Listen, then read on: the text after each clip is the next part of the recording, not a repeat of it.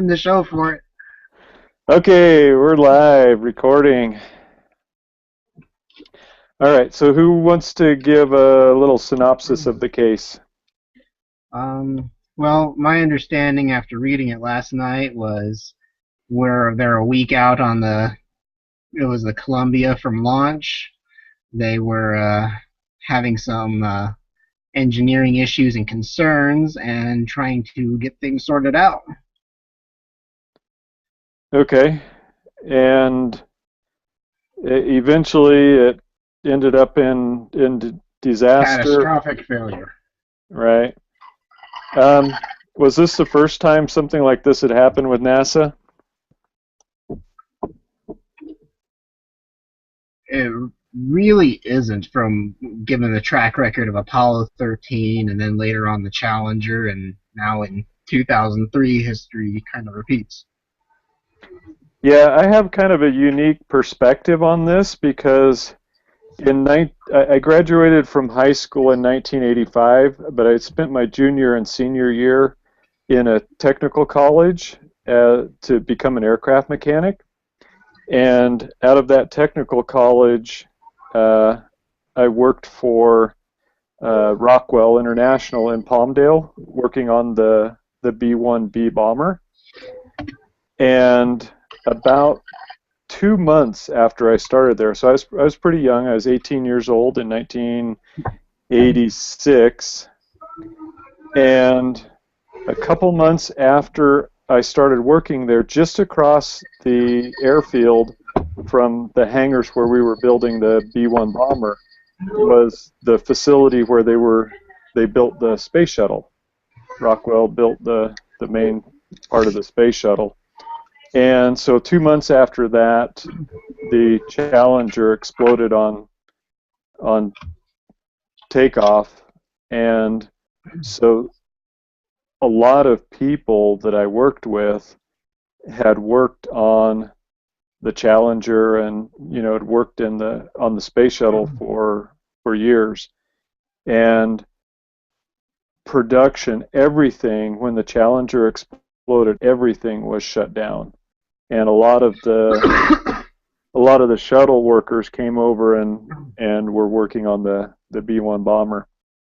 So, I was kind of right in the middle of it, and the investigation into that, and how that, how they determined, that it was the O-rings, and that the weather was too cold, and that there were warnings about the weather being too cold, but because of,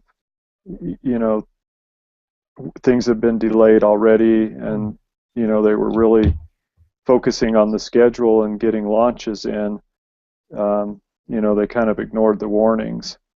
So That was something I really noticed in this whole reading, was ignoring the warnings. And sorry, I didn't mean to cut you off there. No, yeah. Yep. But NASA just seems very consistent with ignoring the warnings, and without at least a mile-thick book of evidence, they don't care. Well, I think some of it had to do with budget cuts too, right? Yeah, it seems like in the government, they're really focused on, getting the funding. They have to get the funding. And so when they go to Congress, Congress is looking for results. They're looking for, payback or something. I think NASA went to Congress to get money for programs, and I'm getting a sense that this is kind of typical for government agencies, is they overpromise and underdeliver. They say they can do 50 missions in a year. It's like, who came up with that number? Also, I was noticing that they were to compete with other people to get satellites and stuff into space.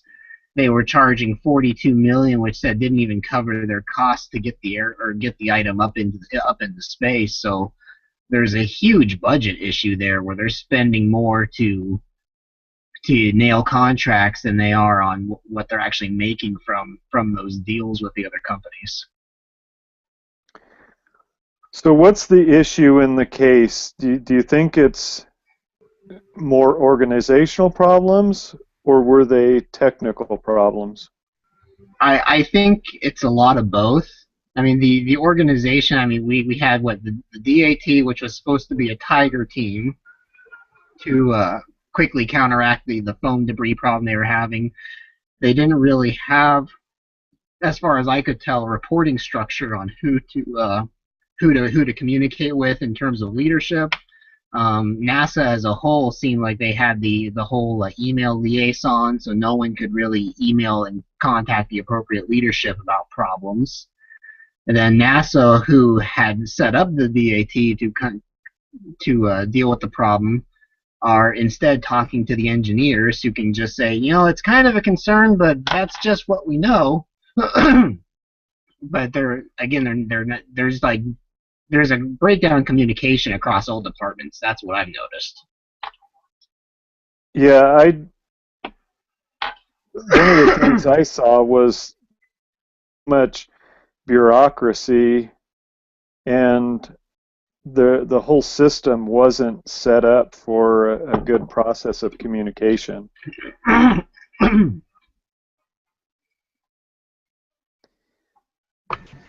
think. Hello? Yeah. I also think like you guys are saying, like it seems like whenever someone has a concern or an issue, they have a chain of command, but it seems like as soon as they go up the ladder, they get like uh, shut down, and then they're not able to move up to resolve an issue. So most of them, like when there is an issue, they kind of think, well, why even bother? Nobody's gonna care.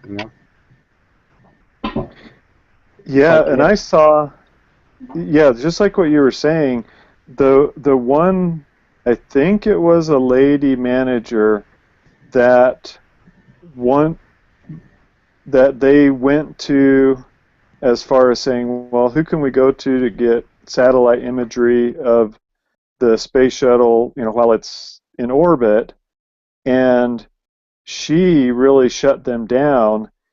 And the reason why she shut them down was because she was going to be like some mission control manager for the next space shuttle. And if there was something wrong with this one, it would delay the one that she was going to be in charge of. So her personal agenda that she had was so selfish. It was almost like she really didn't even care about this mission or the astronauts in the shuttle at all. All she wanted to make sure was that her mission went off on schedule. I think her name was Ham. Yeah. One comment that she did say that I kind of was thinking, like, really? Like she said, even if there was something wrong with it, there wouldn't be nothing we could do about it. Like about the foam impact. Right. But was she an engineer? I mean, did she have all the resources to know what could possibly have been done? I doubt it. I think she was more like in management. Yeah. Well, I'm sure the resources, but when you're on budget, you have a limited amount of dollars. Sometimes you have to overlook things, right? Maybe give up on quality or get results, and so it leads to bad things, right? Yeah. Well, look how much they spent to get Matt Damon off Mars. I'm joking. Do you guys see the movie The Martian? Yeah. So, I don't know. Maybe that's just in the movies that they, do everything they can to rescue people. Well, what amazes me here is they created DAT to to figure out why there was the foam debris falling and why it was causing damage to the ships every time they did a launch, and this has been a 20-year problem. Was I right in reading that? That's been going on for about 20 years. Right, and Yes. so instead of addressing the problem, they just reassigned the risk factor and said, "Oh, well, since it's a problem on every launch, but it really hasn't caused any major problems other than when it gets back, we have to do some maintenance." Then they lowered the risk threshold to where they really never addressed the problem. So, that also brings up, they talk about all the budget cuts and restraints. But here the DAT has been working on this problem for 20 years, when if they had thrown enough money at the DAT to get them all the imagery and everything they needed sooner, they could have dissolved that department and then funneled the resources of people they were paying for the DAT elsewhere. So it's not so much the budget cuts, but I think it's poor management of financial resources and where things need to count. I can agree with that. One thing I noticed right off the bat in the case study was there was a line that said, NASA believed that the shuttle would be safer than any other spacecraft and therefore did not develop an escape system in the orbiter for the crew. That made me panic. I called it the Titanic mentality.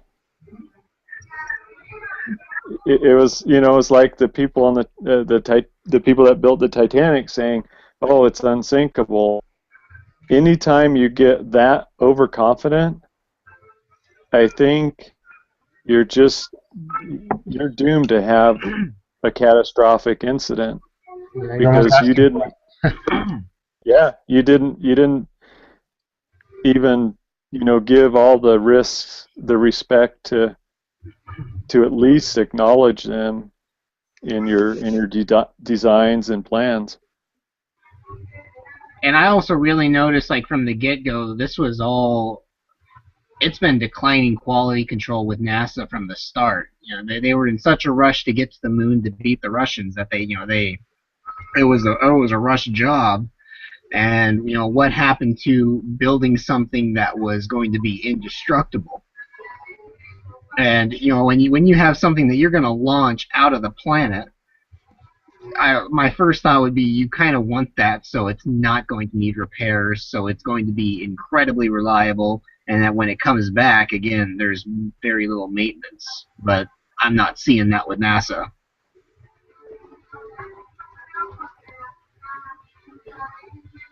Yeah. So let's look at some of the things they want us to discuss.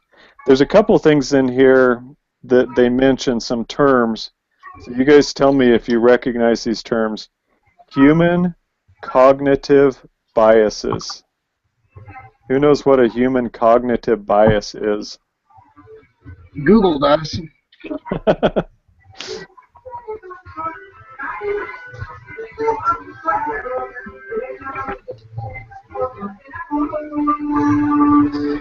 And what is it? It is tendencies to think in certain ways that lead to systematic deviations from a standard of rationality or good judgment. Okay, so one of those would be that if an issue hasn't caused a catastrophic accident, then you think that it won't in the future. But that's a systemic error in judgment, and I think there were quite a few people in NASA that went along with that, and I think the system at NASA, I really like that comparison they made between the Navy, the nuclear reactor division. They were kind of like, if you think something's going to work, prove it. Where at NASA, they were kind of like, well, if you think something's not going to work, you have to prove it. Otherwise, we're just going to think everything's okay until something really bad happens. So I think that's part of the systemic errors where that was the culture at NASA. Yeah, to expound on that, I think they're more concentrated in numbers, like you guys said, that they promised like 50 uh, trips or whatever to outer space. I think they, by promising that many in a year, they're more focused in that in meeting that number than meeting quality. And every time you do that, especially in manufacturing, you overlook at quality just to be able to get that number. And I think because of that, I think that they're having issues and they know about them and they know how critical they could be, but they're just overlooking at them to be able to meet that number, so that they can keep getting funding in the future.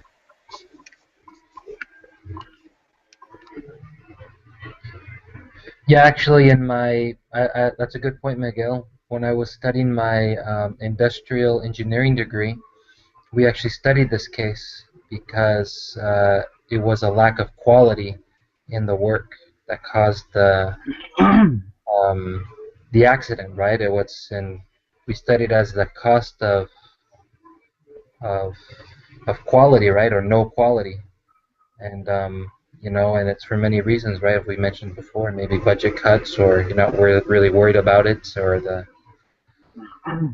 even the environment. What do you call it? The culture there at NASA. Yeah, I mean, of all the times that the foam broke away from the tank,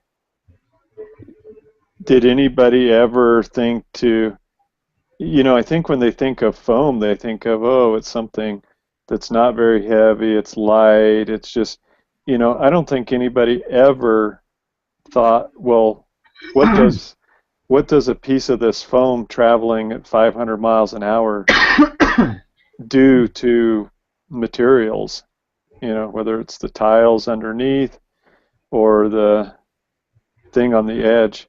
It's one thing I learned about this case. I always thought that foam hit some tiles on the underside.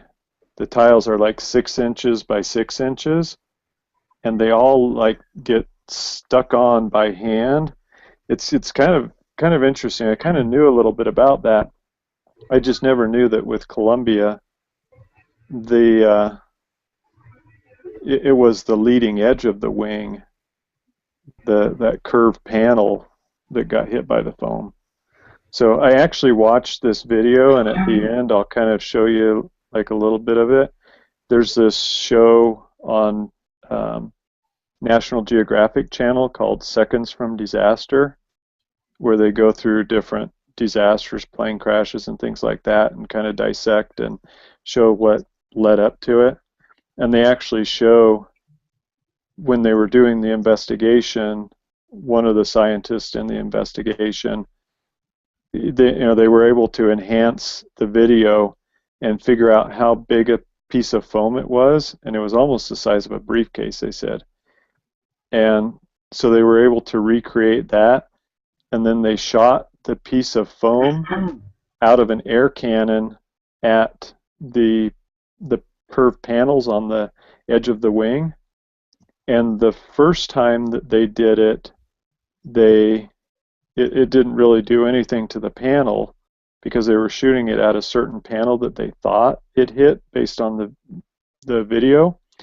But then they actually recovered the flight data recorder, like the black box, and with that they were able to get a lot more data than what had been fed back to the mission control center, and they were able to determine that the hot gases got in on, I think it was panel 8, and so when they shot another piece of foam at panel 8, broke a big hole in it about, I don't know, they said 25 centimeters. So it was, when they go back and they do it, they can figure out what the problem is. The problem with NASA that I see with this case is, when they have a failure, even like the Challenger, they went back and they figured it out. They figured out it was the O-rings. And with the foam, they figured out it was the foam, and they actually went and fixed the issues with the foam on the tank. The problem I see with NASA is when they had the catastrophic failure, they ended up fixing the problem, but they only fixed the actual problem that maybe caused the accident. They didn't go in and fix the organizational problems, the lack of communication, the pushing the schedule over safety, the cost issues. If it wasn't cost effective, if they thought the cost was too high, they wouldn't spend the money on it. So they never really fixed they fixed little problems that caused accidents, but they never fixed the problem that caused the problems that caused the accidents. And yeah, and I noticed, like, if the DAT had had the imagery they requested before they even launched, they would have seen exactly what was causing the foam loss and how to fix those panels and everything. But their requests were going ignored. And didn't it say Ham canceled the photo requests? Yeah, but that was after the launch, because I guess what they did I thought it was before.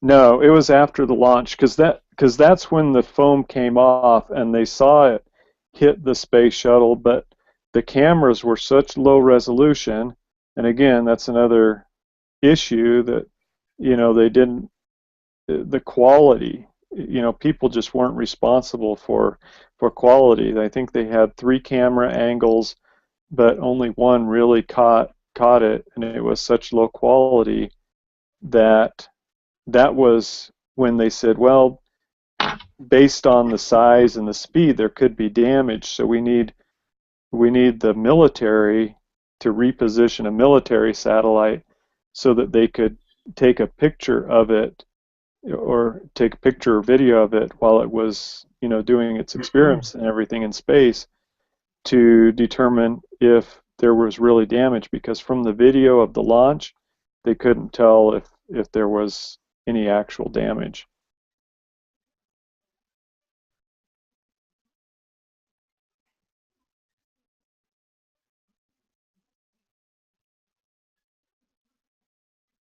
So let's go back. Everybody just kind of go around and kind of answer this question. When did the problems with the Columbia mission begin? Jordy? When did they begin? Well, that's a tough question because, they've had prior accidents and situations to this particular one, right? So I guess you could argue that since NASA was founded, this type of problems existed. But on the other hand, there are different missions, different, projects. So maybe within that project there was a glitch that needed to be concerned. But I kind of think that it goes to the beginning of NASA, right? Because of the prior incidences, and that's what I think. What do you guys think? Yeah, I kind of agree. I mean, at what point, if they had a protocol for, like, what was, I remember they had different terms, like mission critical, and then they had, like it was a maintenance issue. At what point did something that would have grounded the mission initially At what point did they stop following protocol and downgrade it to something less serious? I mean, who was making those calls to do that? Well, I think the problems are even going back to the Challenger. The engineer of the Challenger had concerns because of the weather. The weather was too cold for the O-rings to properly expand. They waited a couple more days. They could have launched that ship and no one would have been injured. Um, Here again, my thing is, they've known about the foam issue for 20 years. So why were they not? And I know it was a known issue, but why were they not being more proactive about preventing that? So who's making these calls on stuff that's clearly causing a lot of damage and concern from an engineering and even from just a normal guy looking from the street looking in at what's going on? Who's making the calls on what is considered a catastrophic failure and what's considered just routine? And before we get too critical, because we can look at it, but I think it's kind of human nature, because the thing I was thinking about is the tires on your car.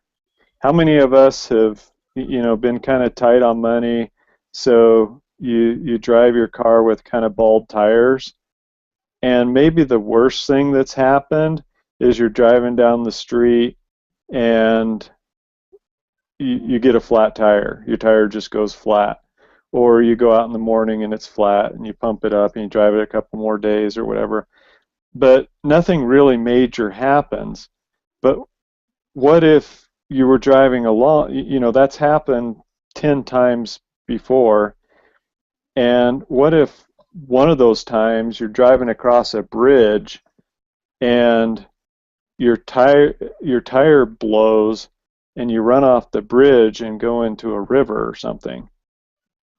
I mean, I think that's human nature. We kind of cut corners and we try to get a few more miles out of bald tires and things like that.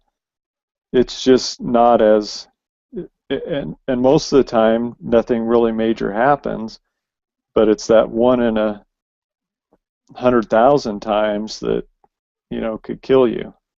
So, like I said, I kind of think that's kind of human nature.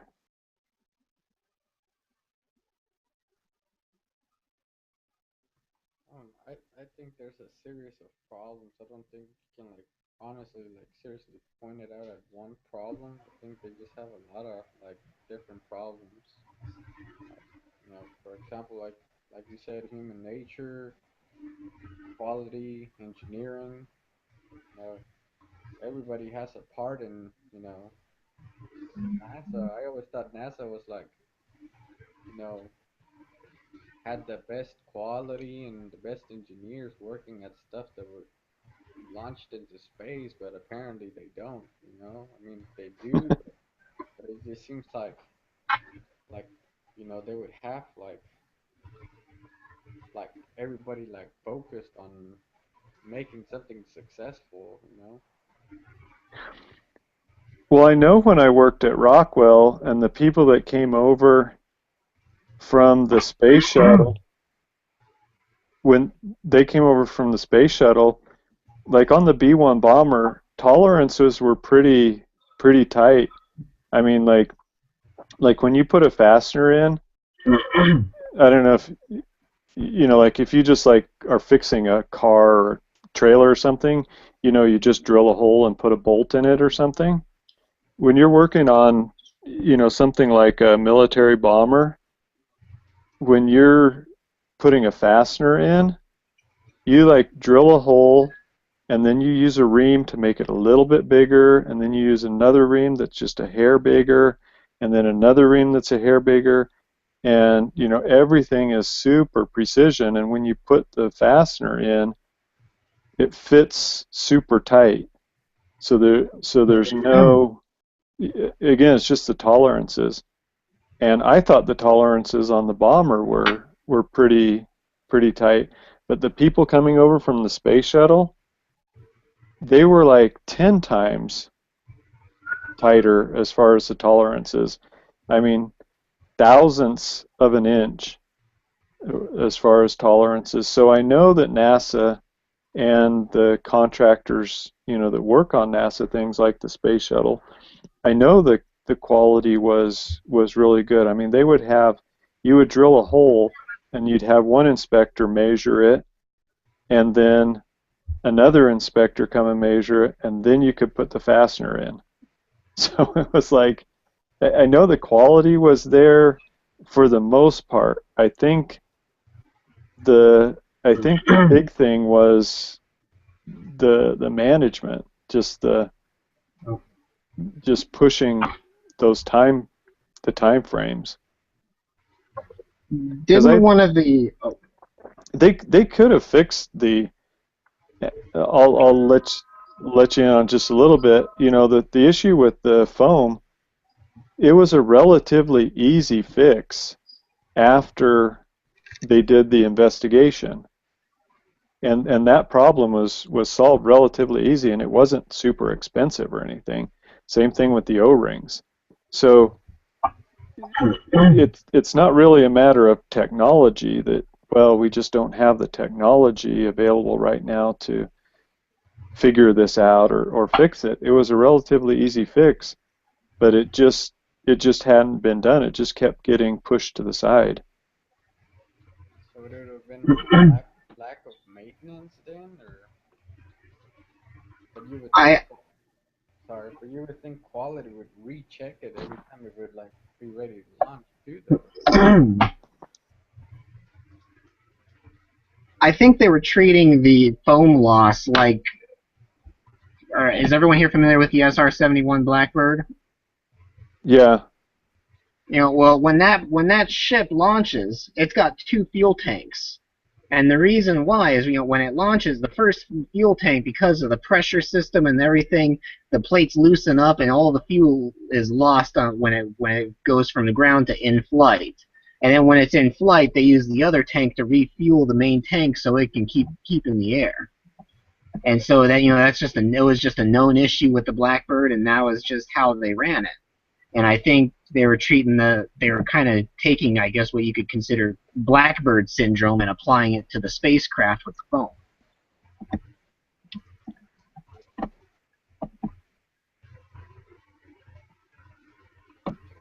Or I could be looking at that wrong. Yeah, I know with the SR-71, it was designed that way because at altitude and pressure, the metal's different than when it's sitting on the ground. So it was designed that way. I kind of think the foam issue was just kind of I think it was kind of a poor design in that the foam wasn't secured to the main tank as well, and it was kind of a function of it was really the foam was right around where the tank and the shuttle are connected, and so it was a moving part, and when that part moved, sometimes that the insulating foam on the inside of that pieces would come off of that. Hmm. But yeah, they could have, if again, when the accident happened and the investigation revealed it to be the cause, then it gained a higher importance. And they solved the problem. If they had just treated the known problem as that it posed a significant risk, then they could have solved the problem back before this happened. But they just didn't treat it as a significant risk. And my gut instinct would say, and this is me being a claims adjuster and always assessing risk and seeing what can cause problems and what needs to be fixed, so I guess you can say the risk goes away. is anything breaking off of something that you're going to launch into space should be considered a high priority item to fix, because it's only a matter of time before that finally does something catastrophic. Yeah, one of the things that I read, I did a little more reading on it too, was one of the astronauts that was one of the, I guess one of the pilots of the shuttle, the commander in charge. He said that what he noticed at NASA was, and he had been a test pilot for the Air Force too. He said that the space shuttle was really just one big test project. He never really considered it reaching the point of, if it had been like a new airplane design, it wouldn't have been put in service yet. But he treated every flight in the space shuttle as if he were a test pilot. He didn't really expect things to go smoothly or the same, but now he did it as if it was a production model rather than a test prototype.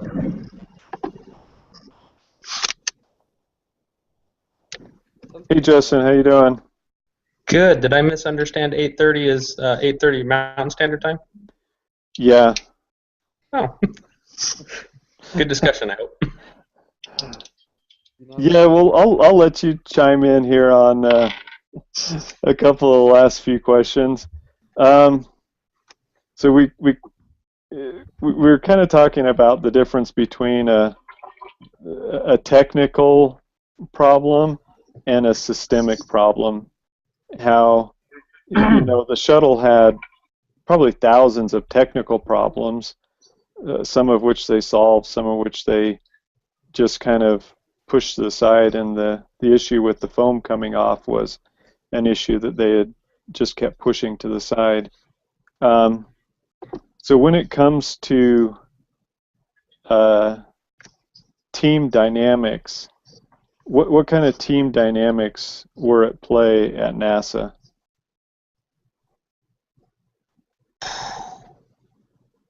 I think there was too many people trying to look good for their area or their department, not so many people looking to ensure the crossover between departments was working. It was kind of like, that's not our problem, that's your problem, solve it and get back to us.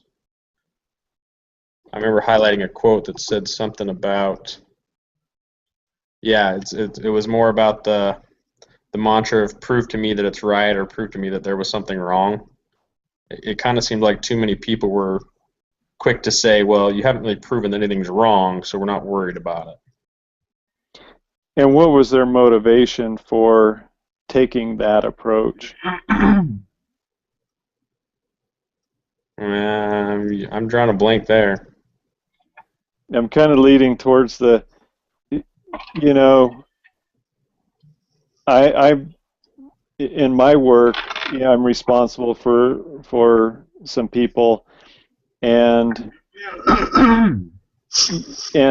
let's say I send them down a manhole where there could be some noxious gas, and I don't, have a properly working gas detector, and I don't drop that in the hole first, and have adequate ventilation and all the safety equipment and everything.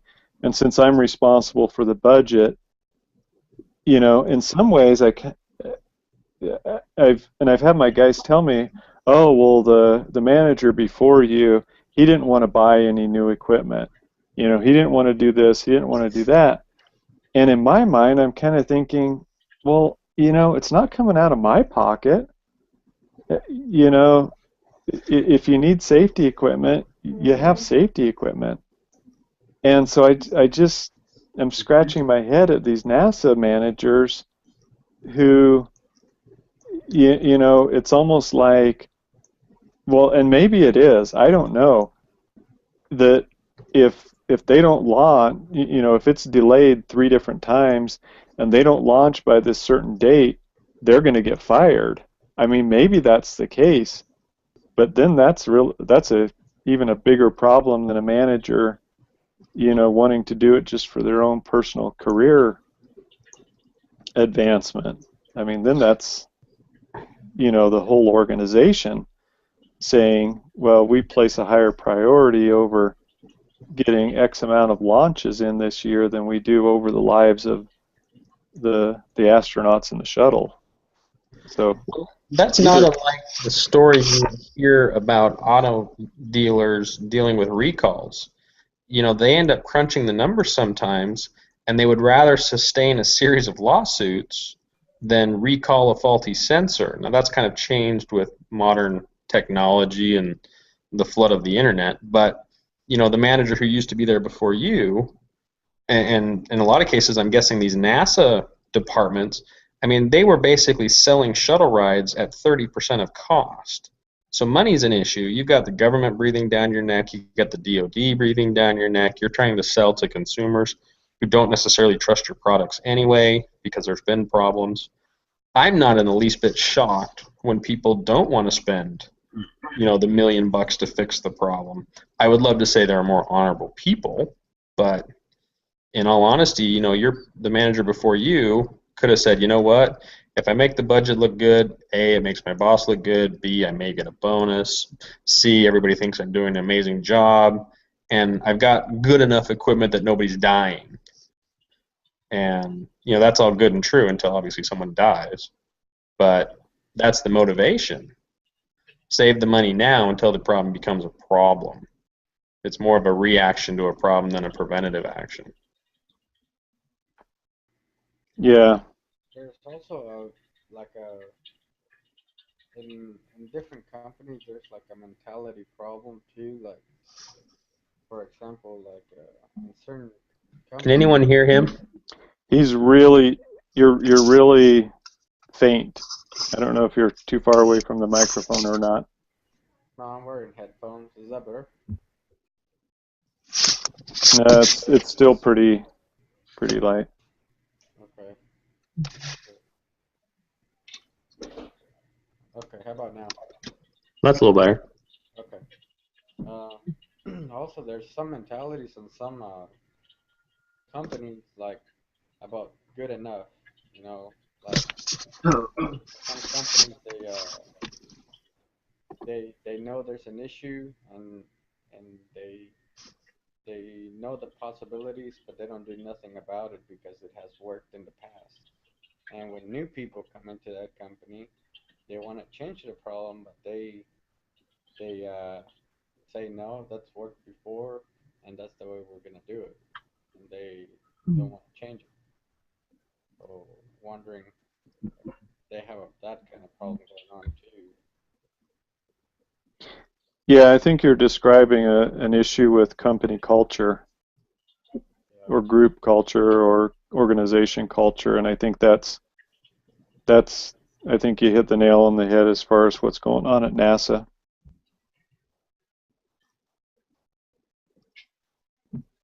And I'm wondering if it's not so much a company culture as a management culture, as it seems like the teams and stuff in place at NASA, they all actively want to fix the problem, but they have to cross so much legal red tape that it's almost like, why bother? Well, I mean, the quote from the reading said, a lot of them got to the point where we can lower our standards a little bit because we got away with it last time. So even if they knew there was a problem, let it slide because it didn't become a problem. You know what I'm saying? Nothing catastrophic happened. I mean, it's the same in my job. I got away with some bad printing one time because the customer didn't notice, and because I got away with it, it's okay to keep getting away with it rather than upgrade my press for the next run. And I think that becomes a mindset for people that if you didn't get caught, you didn't do anything wrong.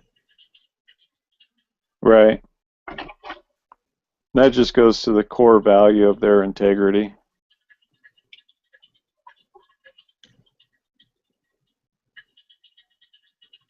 I mean, I can tell from my time working in insurance, the auto industry, why they have some of those major recalls. they've balanced out that they know how many deaths are basically how to weigh out the number of deaths compared to the number of the sales they'll make on the vehicle before they have to put out the recall. Yeah, sure they do. It's all statistics. Kind of scary, isn't it? All right, let me share this video that I found just the last few minutes that kind of talks about the results and some of the conclusions that they came up with. So let me just do this on the screen. Okay, so can you guys see that video there? Let me. Yeah, I can see it. Okay, I'll go full screen and.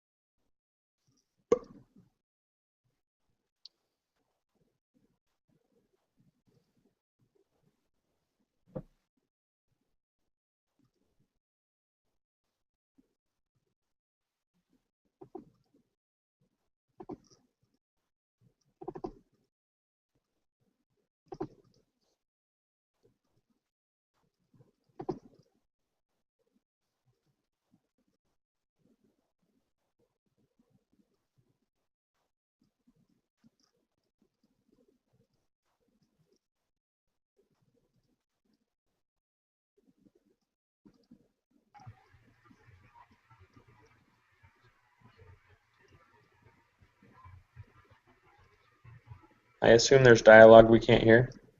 Oh, you guys can't hear it? You can't hear it at all. Okay. It's going through your earbuds, not through your computer speaker.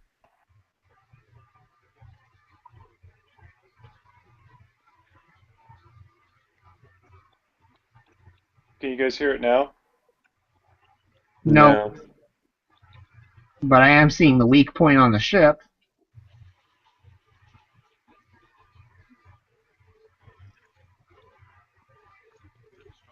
After Columbia's launch. So why did no one pick up the gaping hole it tore in the wing? Investigators make a disturbing discovery. NASA's engineers were worried about the foam strike's effects. They asked managers to commission satellite photographs of Columbia's wing while in orbit to check for damage, but NASA's management turned them down. The question of the picture was brought up to management, and management actively suppressed requests for pictures. They actually went on the aggressive to stamp out any thought of pictures. Foam strikes were common and never caused a major problem before. But Gaiman finds a second reason for NASA bosses' reluctance to make a bigger issue of the foam strike. A fuller investigation could delay a crucial shuttle mission to the International Space Station and jeopardize its completion. Congress had decreed that if we don't finish the International Space Station on time, we're going to cut the money and finish the program. The power of schedule and cost was so oppressive that the poor person way in the back of the room who said, yeah, but there might be a hole in the shuttle bay, didn't have the influence and couldn't get heard.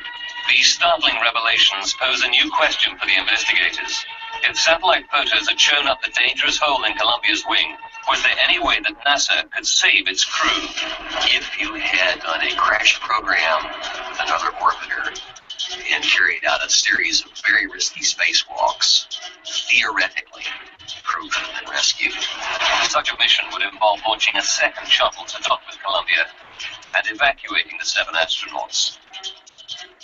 Not an easy task. It was a very, very risky proposition to save the crew. But if we had known something was wrong with the shuttle, we would have done something. We wouldn't have just sat here for 10 days and done nothing about it. We would have done something. It's a shocking discovery for the families of the astronauts. I was convinced that it was just an accident, that there had been no way to prevent it. And the report was very disturbing to me. It became alarmingly clear that there could have been things done. And I found that very difficult to deal with. I would say that there were several people who made grave erroneous judgments, and those errors contributed to this event. When you do an analysis of an accident, you've got to look at the human errors in judgment that were made and try to rectify those. That is my for human spaceflight. The Columbia Accident Investigation Report came out on August 26, 2003. It was highly critical, but it also outlined a plan of action to get the shuttle program safely back on track. Which we said essential. You gotta fix the phone. Before you fly again. Also said your management system is not safe to you have to change your management system. In a press conference, NASA Administrator Sean Keith accepts the report findings unconditionally.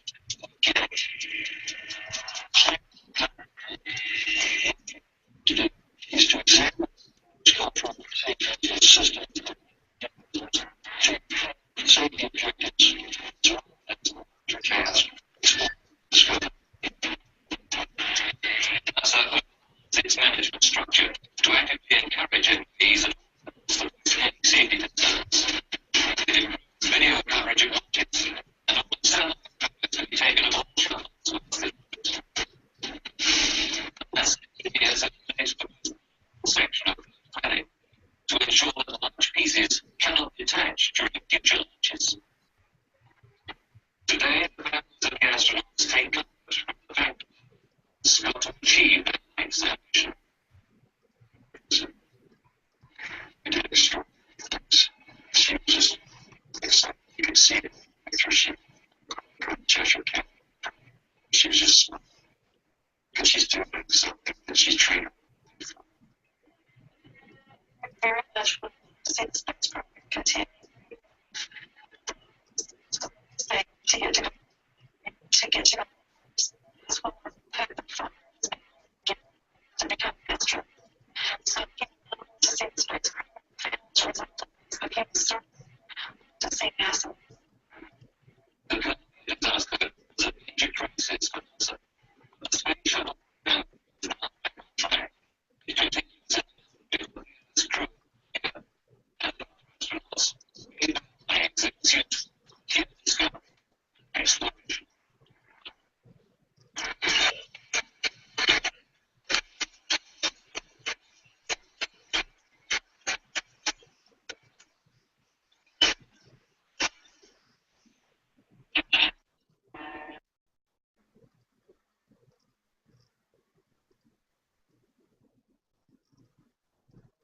Where'd you find that, Norman?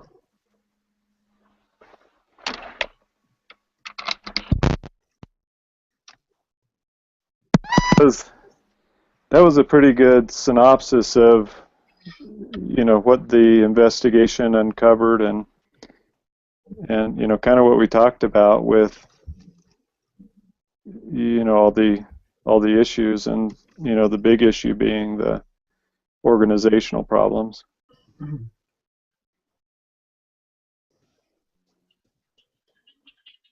Where'd you find that, Norm? That was on YouTube. It's a National Geographic Channel program called Seconds from Disaster. Yeah, if you want to watch the whole thing, it really goes into detail. It's Seconds from Disaster, Season 2, Episode 1. Cool, thank you. I'll put the link on with the link from the recording tonight. So, does anybody have anything else to add? Well, I think after watching this video, I think we can all agree that the teams are only as good as the managers, and the managers, if they want problems solved and taken care of, they need to be willing to allocate resources and communicate through the proper channels to get everything moving forward.